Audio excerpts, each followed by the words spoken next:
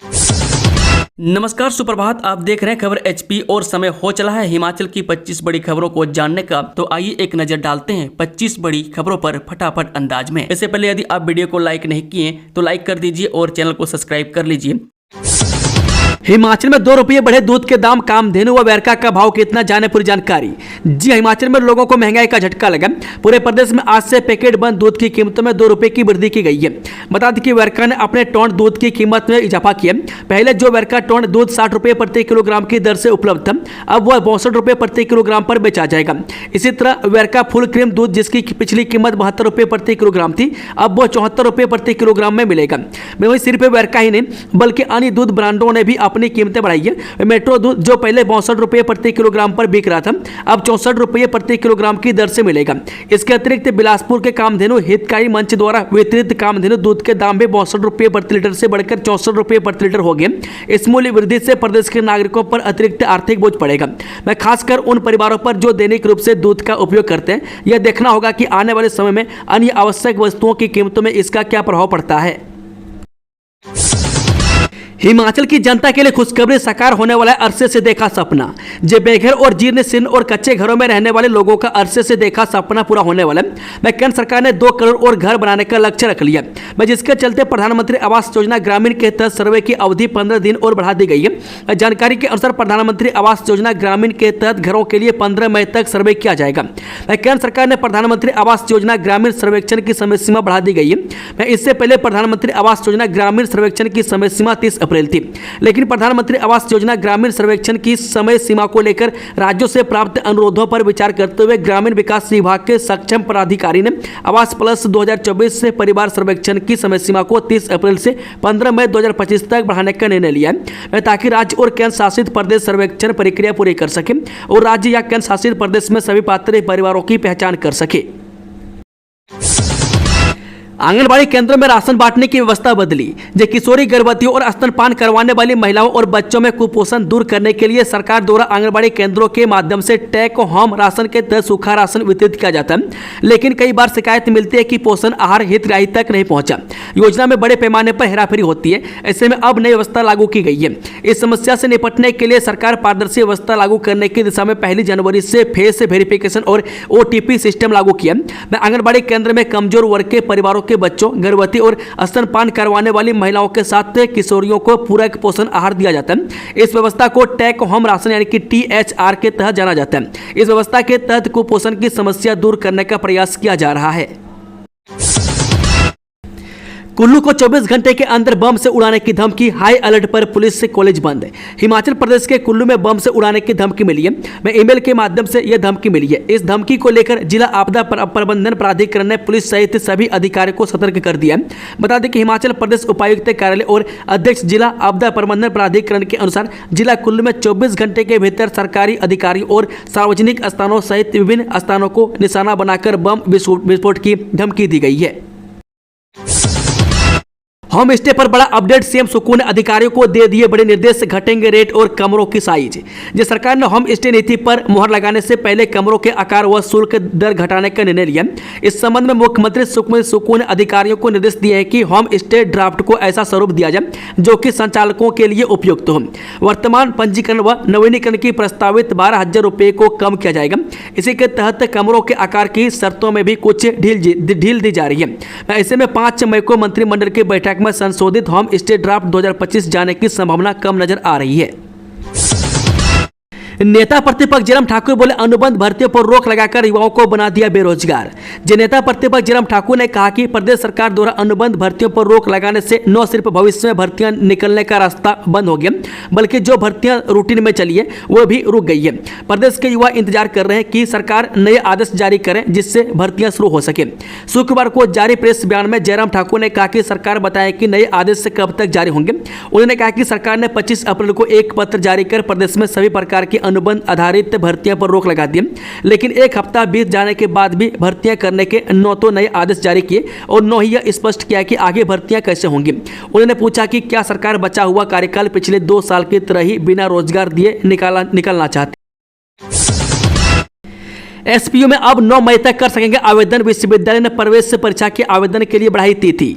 जो सरदार पटेल विश्वविद्यालय और इससे संबंधित कॉलेजों में एडमिशन लेने से छूट गए विद्यार्थियों के लिए राहत भरी खबर है। अब विद्यार्थी 9 मई तक आवेदन कर सकते हैं। इसमें विभिन्न कोर्सों के साथ बीएड समेत अन्य कोर्स भी शामिल है। कुछ कोर्सों में दाखिले के लिए एसपीयू प्रवेश परीक्षा आयोजित करता है। बता दें कि एसपीयू ने इन कोर्सों में प्रवेश से पहले परीक्षा में भाग लेने के लिए ऑनलाइन आवेदन की तिथि 3 मई निर्धारित की थी। अब आवेदन आने के चलते एसपीयू ने आवेदन की तिथि को बढ़ाया। इन कोर्सों में MSc physics, chemistry, botany, zoology, गणित, एमए अंग्रेजी, हिंदी, राजनीतिक विज्ञान तथा इतिहास विषय शामिल है। इसके अलावा MCom, MCA, MBA, BBA, BCA और बीएड भी विश्वविद्यालय करवाता है। कृषि व्यवसाय प्रबंधन में एमबीए समेत कई कोर्स कर सकेंगे विद्यार्थी। प्रवेश प्रक्रिया शुरू, फटाफट जाने पूरी जानकारी। जिन्होंने विश्वविद्यालय ने शैक्षणिक सत्र 2025-26 के लिए अपने स्नातक और स्नातकोत्तर कार्यक्रमों के लिए प्रवेश प्रक्रिया आरंभ कर दी है। बागवानी, वानिकी, प्राकृतिक खेती, जैविक प्रौद्योगिकी, खाद्य प्रौद्योगिकी और कृषि व्यवसाय जैसे विविध में पढ़ाई करने के इच्छुक छात्र आवेदन कर सकते हैं। आवेदन प्रक्रिया पूरी तरह से विश्वविद्यालय की वेबसाइट के माध्यम से ऑनलाइन है। स्नातक कार्यक्रमों में विश्वविद्यालय अपने मुख्य परिसर समेत नेरी और थुनाग में बागवानी और वानिकी महाविद्यालयों में बीएससी यानी कि ऑनर्स बागवानी और बीएससी ऑनर्स वानिकी के कोर्स उपलब्ध हैं। मुख्य परिसर में छात्रों को BSc agriculture honours natural farming और बीटेक फूड टेक्नोलॉजी 100 वित्त पोषण में प्रवेश लेने का भी विकल्प है। विश्वविद्यालय के नेरी महाविद्यालय में बीटेक बायोटेक्नोलॉजी के लिए भी आवेदन कर सकते हैं। 3 आईएएस अधिकारियों के तबादला आदेश रद्द, अधिसूचना जारी। जब प्रदेश सरकार ने 3 आईएएस अधिकारियों के गत माह 27 अप्रैल को जारी किए गए तबादला आदेश रद्द कर दिए। मैं इसमें आईएएस अधिकारी जफर इकबाल, रितिका जिंदल और डॉक्टर विजय वर्धमान शामिल है। सरकार ने गत दिवस रितिका जिंदल को नगर निगम धर्मशाला में आयुक्त और स्मार्ट सिटी में प्रबंध निदेशक के पद पर, जफर इकबाल को कांगड़ा केंद्रीय सहकारी बैंक में प्रबंध निदेशक, जबकि डॉक्टर विजय वर्धमान का हिमाचल प्रदेश स्कूल शिक्षा बोर्ड में सचिव के पद पर तबादला किया गया था। तबादला आदेश रद्द होने के बाद डॉक्टर विशाल शर्मा अब फिर से बोर्ड सचिव, जफर इकबाल धर्मशाला नगर निगम में आयुक्त व स्मार्ट सिटी में प्रबंध निदेशक, रितिका जिंदल निदेशक भू अभिलेख का पद संभालेंगे। जबकि डॉक्टर विजय वर्धमान के पास लोक वित्त, लोक उद्यम व वित्त विभाग में विशेष सचिव तथा ट्रेजरी अकाउंट्स और लॉटरी विभाग में निदेशक का पदभार भी रहेगा। मुख्य सचिव प्रबोध सक्सेना ने इस बारे में अधिसूचना जारी कर दी है। 4 मील के पास 31 मई तक 2-2 घंटे बंद रहेगा निर्माणाधीन नेरचौक से पंडो 4 लेन। जिला मजिस्ट्रेट एवं अध्यक्ष जिला आपदा प्रबंधन प्राधिकरण मंडी अपूर्व देवगन ने एक आदेश जारी किया कि नेरचौक से पंडो 4 लेन पर चल रहे निर्माण कार्य को ध्यान में रखते हुए 4 मील के पास यह मार्ग 2 मई से 31 मई 2025 तक दिन में 2-2 घंटे बंद रहेगा। जारी आदेशों के अंतर्गत मलबा हटाने के लिए रात 12:30 बजे से रात 2:30 बजे तक और पहाड़ी काटने के लिए सुबह 5 बजे से सुबह 7 बजे तक यह मार्ग बंद रहेगा। उपायुक्त ने बताया कि यह निर्णय कार्य की तत्कालिकता, निर्माण गतिविधियों की सुरक्षा आवश्यकताओं तथा सड़क से गुजरने वाले आम नागरिकों की सुरक्षा को ध्यान में रखते हुए लिया गया। उन्होंने आम जनता से सहयोग की अपील करते हुए इस अवधि में वैकल्पिक मार्गों का प्रयोग करने का आग्रह किया है। आधे शहर में कुत्तों का खौफ, आधे शहर में बंदरों का उत्पात, बच्चे समेत 3 महिलाएं गंवा चुकी जान।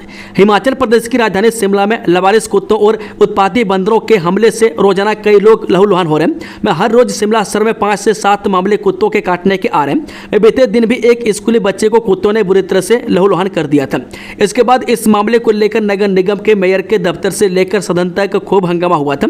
पार्षदों ने इस मुद्दे को लेकर सदन के बीच धरना तक दिया था। आधे शहर में जहां लवारिस कुत्तों का खौफ है, वहीं बाकी इलाकों में बंदरों ने उत्पात मचा रखा है। हालात यह है कि हर माह 150 से ज्यादा लोग इनके काटने पर उपचार के लिए अस्पताल पहुंच रहे हैं। इनमें महिलाओं और स्कूली बच्चों की संख्या ज्यादा है। आंकड़ों पर नजर डालें तो शिमला शहर में 2500 से ज्यादा लवारिस कुत्ते हैं। यह ज्यादातर झुंड में रहते हैं। रास्ते में अचानक हमला करते हैं। शहर के सब्जी मंडी, कृष्णा नगर, रुलदू भट्टम, लोवर बाजार, भाटाकुपर, मसोबरा, फागली, ढली, खलेनी, केतु, अनाडेल, न्यू शिमला, पटियोग, विकास नगर, कुसुमपट्टी, बालूगंज और टूटू वार्डों में लवारिस कुत्तों की संख्या सबसे ज्यादा है। प्राकृतिक कृषि उत्पादों की खरीद के लिए हिमाचल में खोलेंगे 34 केंद्र। जो प्राकृतिक खेती पद्धति से उगाए उत्पादों की खरीद के लिए सरकार प्रदेश में 34 कलेक्शन सेंटर खोलेगी। जिला स्तर पर खोलने वाले इन कलेक्शन सेंटर पर किसान अपने उत्पाद बेच पाएंगे। प्रदेश सरकार ने प्राकृतिक खेती पद्धति से उगाई जाने वाली मक्की के लिए प्रति किलो 40 रुपये और गेहूं के लिए 60 रुपये दाम तय किया। प्रदेश में प्राकृतिक खेती करने वाले किसान परिवारों को इस सुविधा से लाभ मिलेगा।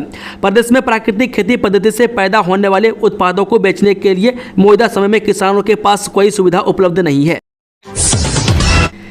टाइड फंड के फेर में फंसे सरकारी योजनाओं के 5,000 करोड़ जाने पूरा मामला। जो सरकारी योजनाओं के करीब 5,000 करोड़ रुपए टाइड और अनटाइड फंड के फेर में फंस गए। वर्ष 2010 से लेकर 2023 के बीच ऐसे करीब 12,210 करोड़ रुपए 32 बैंकों में जमा है, जो अभी तक खर्च नहीं किए गए। इसलिए इस सारी रकम को ट्रेजरी में डालने को लेकर अभी पेच फंसा हुआ है। हालांकि इस पर अर्जित ब्याज को सरकार ने कोषागारों में जमा करने को कह दिया। मुख्य सचिव प्रबोध सक्सेना की अध्यक्षता में राज्य सचिवालय में हुई बैठक में विभिन्न विभागों के प्रशासनिक सचिवों की ओर से इस पर फीडबैक लिया गया। चालू वित्त वर्ष 2025-26 में प्रदेश सरकार का राजकोषीय घटम 10,338 करोड़ रुपये, यानी राज्य सरकार के कोष में इतना बजट जुटाने के लिए अतिरिक्त उपाय करने होंगे, यानी इतना ही कर्ज लेना होगा। जबकि राज्य सरकार करीब 6,000 से 7,000 करोड़ रुपए के बीच ही ऋण ले पाएगी, यानी 3,000 से 4,000 करोड़ रुपए का प्रबंध करने का सरकार के पास कोई उपाय नहीं है। ऐसे में विभिन्न स्रोतों से प्रदेश सरकार के कोष में इस बजट का प्रबंध करने के उपाय किए जा रहे हैं। ऐसी योजनाएं जिनके लिए तय बजट वर्ष 2010 से लेकर 2023 तक खर्च नहीं किया गया, उनके बारे में मुख्य सचिव की अध्यक्षता में हुई बैठक में प्रशासनिक सचिवों ने अपना फीडबैक दिया। उन्होंने इसका विस्तृत ब्यौरा दिया। मैं किस योजना का कितना बजट ट्रेजरी के लिए लाया जा सकता है और कितना ब्याज दिया जा सकता है, इसके बारे में भी मंत्रणा की। हिमाचल हाईकोर्ट के आदेश, डोडरा कवार अस्पताल में स्टाफ नर्सों की सुनिश्चित की जाए तैनाती। हिमाचल प्रदेश हाईकोर्ट ने स्वास्थ्य सचिव को सिविल अस्पताल डोडरा कवार में आवश्यक स्टाफ की तैनाती सुनिश्चित करने के निर्देश दिए। न्यायाधीश विवेक सिंह ठाकुर और न्यायाधीश रंजन सिंह की खंडपीठ ने अस्पताल में स्टाफ नर्सों और अन्य अधिकारियों के अभाव को लेकर दायर जनहित याचिका का निपटारा करते हुए ये आदेश दिए। अतिरिक्त महाधिवक्ता ने निदेशक स्वास्थ्य सेवाएं के 28 अप्रैल के हलफनामे के माध्यम से स्थिति रखी। इसके माध्यम से बताया गया कि 5 स्टाफ नर्सों में से 3 पदों को भरने के लिए आदेश जारी किए गए। अन्य पदों को भरने के लिए हस्तांतरण पोस्टिंग आदेश अस्पताल की आवश्यकता और जरूरत के अनुसार किए जाएंगे। वार्ड सिस्टरों और स्टाफ नर्सों की कमी पर हाईकोर्ट ने यह संज्ञान लिया था। एम्स बिलासपुर में न्यूक्लियर मेडिसिन की सेवाएं शुरू, अब हो रहे हैं पेड स्कैन। एम्स बिलासपुर में न्यूक्लियर मेडिसिन विभाग की सभी प्रमुख सेवाएं अब सक्रिय हो गई है। इससे प्रदेश के मरीजों को उच्च स्तरीय चिकित्सा जांच सुविधा मिलेंगी। केंद्रीय स्वास्थ्य मंत्री जगत प्रकाश नड्डा ने 8 मार्च को एम्स में स्पेक्ट और पेड स्कैन यूनिट का विधिवत शुभारंभ किया था, लेकिन कुछ कारणों से अब तक एम्स में पेड स्कैन नहीं हो पा रहे थे। अब इन्हें शेड्यूल किया जाने लगा है। पेड और स्पेक्ट से कैंसर, न्यूरोलॉजिकल और हृदय संबंधी बीमारियों के सटीक निदान में मदद मिलेगी। पेड स्कैन के माध्यम से शरीर की क्रियाशीलता को बेहद बारीकी से देखा जा सकता है। इस प्रक्रिया में मरीज को विशेष रेडियोधर्मी पदार्थ जैसे FDG, एक प्रकार का ग्लूकोज दिया जाता है, जो शरीर की सक्रिय कोशिकाओं में जाकर जमा होता है। कैंसर कोशिकाएं अधिक सक्रिय होती है, इसलिए पेड स्कैन से उन्हें स्पष्ट रूप से पहचाना जा सकता है। हिमाचल के विद्यार्थियों को मिलेगा रोजाना पौष्टिक भोजन, डाइट में 1 रुपये 47 पैसे की बढ़ोतरी। जब मिड डे मील के तहत विद्यार्थियों को रोजाना पौष्टिक भोजन मिलेगा। सरकार ने मिड डे मील के लिए मिलने वाली डाइट में 1 रुपये 47 पैसे का इजाफा किया है। इसमें बीच प्रति बच्चा बाल वाटिका और प्राइमरी विद्यालयों के लिए 6 रुपये 19 पैसे से बढ़ाकर 6 रुपये 78 पैसे, उच्च प्राइमरी में प्रति बच्चा प्रतिदिन 9 रुपये 29 पैसे से बढ़ाकर 10 रुपये 17 पैसे बुकिंग कॉस्ट की गई है। इसमें बाल वाटिका और प्राइमरी विद्यालयों के लिए 59 पैसे और उच्च प्राइमरी के लिए 88 पैसे डाइट बढ़ाई गई है। बता दें MDM जिला नोडल अधिकारी राजकुमार पराशर ने बताया कि मिड डे मील की कुकिंग कॉस्ट में बढ़ोतरी हुई है। चावल की मात्रा में कोई परिवर्तन नहीं किया गया। इसमें नर्सरी से प्राथमिक स्कूल तक चावल 100 ग्राम प्रति छात्र प्रतिदिन और माध्यमिक स्कूल में 150 ग्राम प्रतिदिन मिल रहा है। उधर शिक्षा उपनिदेशक प्रारंभिक शिक्षा महेंद्र चंद पिरटा ने बताया कि नई कुकिंग कॉस्ट के तहत बच्चों को खाना परोसने के निर्देश सभी स्कूलों को जारी कर दिए। इसमें बच्चों को तय मेन्यू के तहत रोजाना ताजा, पौष्टिक और गर्म खाना खिलाना होगा। हिमाचल में प्राइमरी टीचर्स को सस्पेंड करने पर सरकार को नोटिस, हाईकोर्ट ने एक सप्ताह में मांगा जवाब। जब प्राथमिक शिक्षकों को निलंबित करने का मामला हाईकोर्ट में पहुंच गया, हिमाचल प्रदेश हाईकोर्ट ने सरकार की नीतियों का विरोध करने के आरोप में हड़ताल पर बैठे प्राथमिक शिक्षकों को निलंबित करने से जुड़े मामले में राज्य सरकार को नोटिस जारी किया है। न्यायाधीश संदीप शर्मा ने सरकार से एक सप्ताह के भीतर जवाब मांगा। कोर्ट ने स्पष्ट किया कि यदि सप्ताह के भीतर जवाब न दिया तो प्रार्थियों द्वारा रिकॉर्ड में रखे तथ्यों के आधार पर ही निर्णय कर दिया जाएगा। कोर्ट ने शिक्षा सचिव सहित स्कूल शिक्षा निदेशक को नोटिस जारी किया। मामले पर सुनवाई 13 मई को होगी। हिमाचल में बारिश से राहत नहीं, आने वाले दिनों में और बिगड़ सकता है मौसम। हिमाचल प्रदेश में मई महीने में मौसम का मिजाज बदला हुआ है। प्रदेश के कई क्षेत्रों में भारी बारिश, तेज हवाएं और ओलावृष्टि ने जनजीवन को प्रभावित कर दिया है। मैदानी इलाकों से लेकर पर्वतीय क्षेत्रों तक इस बदले मौसम का असर देखने को मिल रहा है। मौसम विभाग ने 8 मई तक राज्य के लिए येलो अलर्ट जारी किया और लोगों को सतर्क रहने की सलाह दी है। ज्वालामुखी में पकड़े बिजली चोरी, ठोका लाखों का जुर्माना। जी हां, बस्ती कोल्हा में बिजली विभाग ने छापेमारी कर 2 उपभोक्ताओं को रंगे हाथों बिजली चोरी करते पकड़ा। विभाग की औचक जांच में पता चला कि दोनों पिछले 6 महीनों से अवैध रूप से बिजली का इस्तेमाल कर रहे थे। अधिकारियों ने मौके पर ही 1,08,000 का जुर्माना किया। अधिशासी अभियंता करणवीर पटियाल ने मामले की पुष्टि करते हुए सख्त चेतावनी दी कि भविष्य में ऐसी गतिविधियों पर और कड़ा एक्शन लिया जाएगा। उन्होंने लोगों से अपील की है कि वे तरीके से बिजली का उपयोग करें और किसी भी गड़बड़ी की सूचना विभाग को दें। तरन तारण के 3 नशा तस्कर 121 ग्राम चिट्टे के साथ गगरेट में धरे हिमाचल नंबर की गाड़ी का इस्तेमाल। जो नशा माफिया पर शिकंजा कसते हुए एंटी नारकोटिक्स टास्क फोर्स ने पाकिस्तान के साथ सटे पंजाब के जिला तरन तारण के 3 नशा तस्करों को हेरोइन यानी कि चिट्टे की बड़ी खेप के साथ गगरेट क्षेत्र में दबोच लिया। वहाँ आशंका है कि यह नशे की खेप सीमा पार से आई थी, जिसे हिमाचल तक पहुँचाने के लिए नशा तस्कर हिमाचल नंबर प्लेट लगी कार का इस्तेमाल कर रहे थे। वह पकड़ी गई हेरोइन की मात्रा 121 kg 80 ग्राम है। इसकी बाजार में कीमत 6 लाख रुपए के करीब बताई जा रही है। ANTF की तहरीर पर गगरेट पुलिस थाना में मादक द्रव्य पदार्थ अधिनियम के तहत मामला दर्ज कर तीनों आरोपियों को गिरफ्तार कर लिया गया है। हिमाचल मुद्दे भी मनरेगा में लगा रहे दिहाड़ी। 2 साल पहले मर चुकी वार्ड पंच की सास की भी लग रही थी हाजिरी। जब मनरेगा में फर्जी बड़ा सामने आया, मैसराज विधानसभा क्षेत्र में 2 साल पहले मर चुकी महिला की हाजिरी लगाने का मामला सामने आया। मृतक महिला की 1 या 2 दिन की नहीं बल्कि 12 दिनों की हाजिरी लग गई। मृतक महिला वार्ड पंच की सास थी। सबसे बड़ी हैरानी की बात यह है कि हाजिरी भी ऑनलाइन लगी हुई है। मामला सराज विधानसभा क्षेत्र की चिओनी पंचायत के डोडोन गाँव का। मामला सामने आने के बाद अब फर्जी बड़ा करने वालों पर कार्रवाई हो सकती है। दरअसल यहां पर 2 साल पहले मर चुकी एक महिला को मनरेगा में काम करते हुए दिखाया गया। मृतक महिला के नाम से 12 दिनों की ऑनलाइन दिहाड़ी भी दर्ज कर भुगतान खाते के लिए भेज दिया गया। हालांकि यह बात अलग है कि पिछले कई माह से मनरेगा का पैसा नहीं मिल पाया, लेकिन तो पैसा खाते से भी निकाल लिया जाता है। चमियाना बनेगा हिमाचल का पहला रोबोटिक सर्जरी सेंटर। 3 मेडिकल कॉलेजों में MRI टेस्ला मशीनें लगाने की प्रक्रिया शुरू। हिमाचल प्रदेश को स्वास्थ्य क्षेत्र में एक बड़ी उपलब्धि मिली है। मुख्यमंत्री सुखविंदर सुक्खू ने गुरुवार को राजधानी के नजदीक चमियाना स्थित Atal institute of medical super speciality में इन पेशेंट डिपार्टमेंट यानी कि IPD सेवाओं का शुभारंभ किया। उन्होंने घोषणा की कि यह प्रदेश का पहला अस्पताल होगा जहां रोबोटिक सर्जरी की सुविधा उपलब्ध करवाई जाएगी। इसके बाद जिला कांगड़ा के टांडा अस्पताल में भी यह सुविधा उपलब्ध होगी।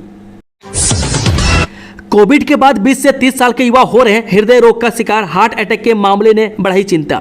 जब कोविड-19 महामारी के बाद भारत में 20 से 30 साल के युवाओं में भी हृदय रोग का खतरा तेजी से बढ़ा है। हृदय रोग के शिकार पुरुषों और महिलाओं का अनुपात लगभग 60:40 है।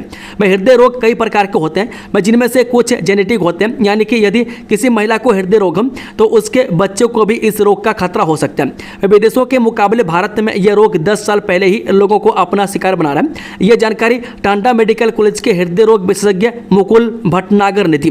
कार्डियोलॉजी विभाग के HOD डॉक्टर मुकुल भटनागर के अनुसार पुरुषों में हृदय रोग का प्रमुख कारण धूम्रपान है, जबकि महिलाओं में यह जोखिम महामारी रुकने के बाद बढ़ जाता है। गलत खानपान, जंक फूड का अत्यधिक सेवन और दैनिक दिनचर्या में बदलाव हृदय रोग और हार्ट अटैक का प्रमुख कारण बन रहे हैं। इसके अलावा फैमिली हिस्ट्री यानी कि परिवार में हृदय रोग का इतिहास की वजह से भी लोगों में हृदय रोग और हार्ट अटैक की घटनाएं हो रही है।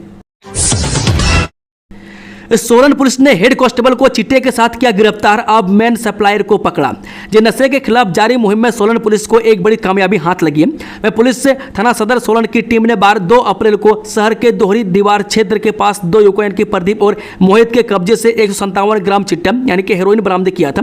इस कार्रवाई में चौंकाने वाली बात यह रही कि आरोपियों में से एक प्रदीप हरियाणा पुलिस में हेड कांस्टेबल के पद पर कार्यरत था। पुलिस ने इस मामले में आगे कार्रवाई करते हुए चिट्टे के मुख्य सप्लायर सोनू को हरियाणा के भिवानी से गिरफ्तार कर लिया है। हिमाचल प्रदेश में बीपीएल सूची में शामिल होने के लिए 17 तक कर सकेंगे आवेदन। जी, हिमाचल प्रदेश में लोग अब गरीबी रेखा के नीचे यानी कि बीपीएल सूची में चयन के लिए 17 मई तक आवेदन कर सकेंगे। अब तक सरकार ने 30 अप्रैल अंतिम तिथि तय की थी। प्रदेश सरकार ने इसके लिए 21 मार्च 2025 की अधिसूचना में संशोधन किया। बीपीएल चयन के लिए एसडीएम की ओर से 3 सदस्यीय सत्यापन समिति यानी कि पंचायत सचिव, पटवारी और आंगनबाड़ी कार्यकर्ता पर आधारित का गठन 8 मई तक करना होगा। सीएम के प्रधान सलाहकार मीडिया बोले, राहुल को जाता है देश में होने वाली जातिगत जनगणना का श्रेय।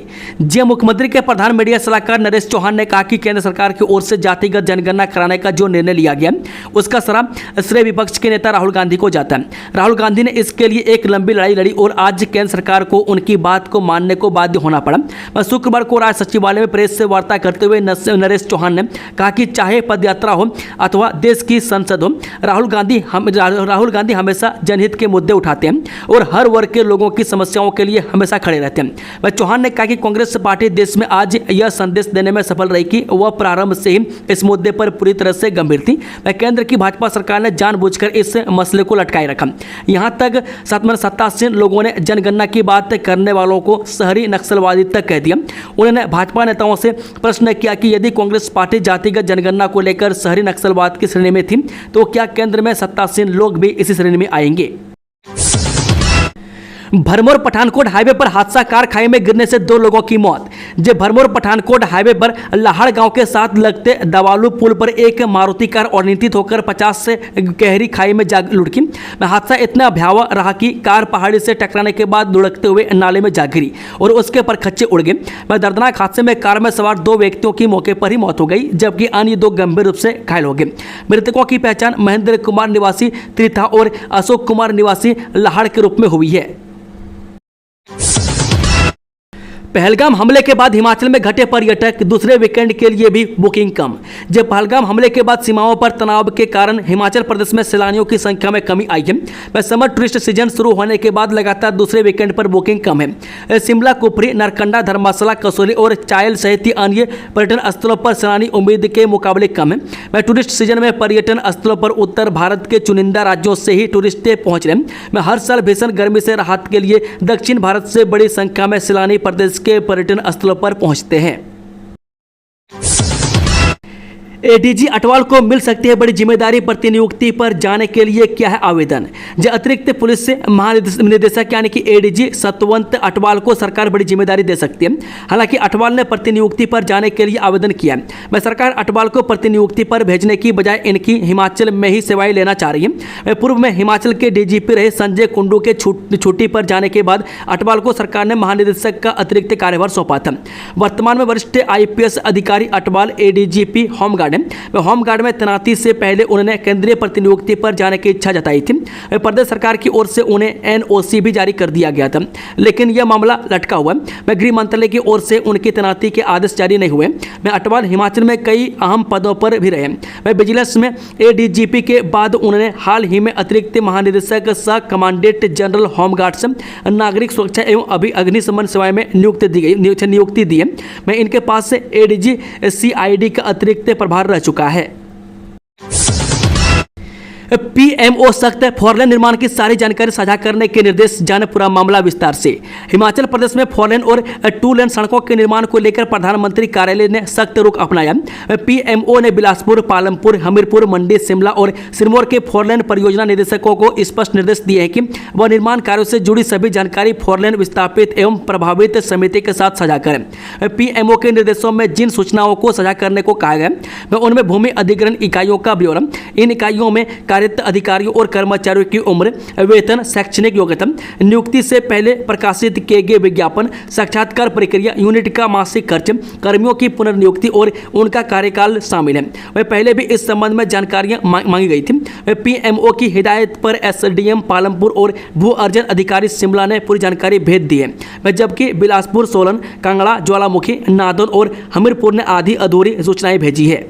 दोस्तों, खबरों का सिलसिला यही समाप्त होता है। अगर जानकारी पसंद आई हो तो वीडियो को लाइक, शेयर, चैनल को सब्सक्राइब जरूर कर लें और कमेंट बॉक्स में अपना फीडबैक देना ना भूलें। Thank you, all the best. जय हिंद, जय हिमाचल।